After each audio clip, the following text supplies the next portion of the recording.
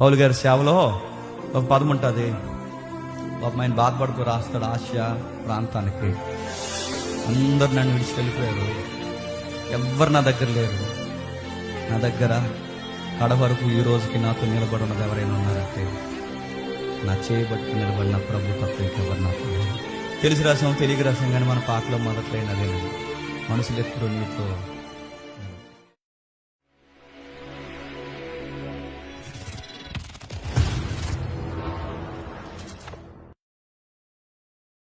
రెండో కొరింథీ పత్రిక 12:9-10 అందుకు నా కృప నీకు చాలును, బలహీనత యందు నా శక్తి పరిపూర్ణమగుచున్నది అని అని నాతో చెప్పెను. కాగా క్రీస్తు శక్తి నా మీద నిలిచియుండు నిమిత్తము విశేషముగా నా బలహీనతల యందే బహు సంతోషముగా అతిశయపడుచున్నాను.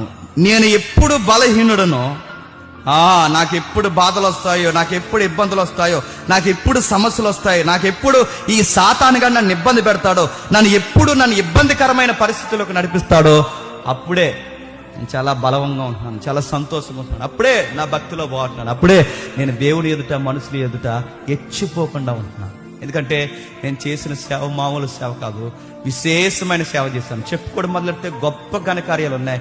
ఇలా చెప్పుకుంటూ పోతే దేవుడు కనబడ్డాడు. పౌలని నేను కనబడతాను, నేను కనబడకూడదు, నా దేవుడు కనబడాలి అంటే నా జీవితంలో శ్రమలు ఎప్పుడు ఉండాలి, నా జీవితంలో బాధలు ఎప్పుడు ఉండాలి. ఆ బాధల్లో ప్రభు నా దగ్గర ఉండాలి. బాధలు ఉన్నప్పుడు ప్రభు కిరీటం వలె, మేఘము వలె, మేఘం మీద నుంచి దిగిన మహిమ వలె ఎప్పుడు నా చేయబట్టుకున్నాను. పౌలు గారి సేవలో ఒక పదం ఉంటుంది. ఒక ఆయన బాధపడుతూ రాస్తాడు, ఆసియా ప్రాంతానికి అందరు నన్ను విడిచి వెళ్ళిపోయారు, ఎవ్వరు నా దగ్గర లేరు, నా దగ్గర కడ వరకు ఈ రోజుకి నాతో నిలబడి ఉన్నది ఎవరైనా ఉన్నారంటే నా చేయబట్టుకు నిలబడిన ప్రభు తప్ప ఇంకెవరు నాతో లేరు. తెలిసి రాసాం తెలియక రాసాం కానీ మన పాటలో మొదట్లైన అదేనండి, మనుషులు ఎప్పుడు నీతో నిలబడి ఉంటారనుకోకు, చేస్తారనుకో, కుటుంబము, ఇవి రకరకాల విషయాలు తెలియదు. పౌలు గారి జీవితంలో ఉన్నాయి, చివరికి ఎవరు లేరంట. ఆయన అంటున్నారు ఎవ్వరు లేరు. మీరు ఇంటికి వెళ్ళిన తర్వాత చదవండి. పౌలు గారు చనిపోతున్నప్పుడు జతకి ఎవరైనా చనిపోరు అనుకుంటున్నారా? ఆయన చనిపోతున్నప్పుడు జతకి ఎవరైనా చనిపోరు అనుకుంటున్నారా?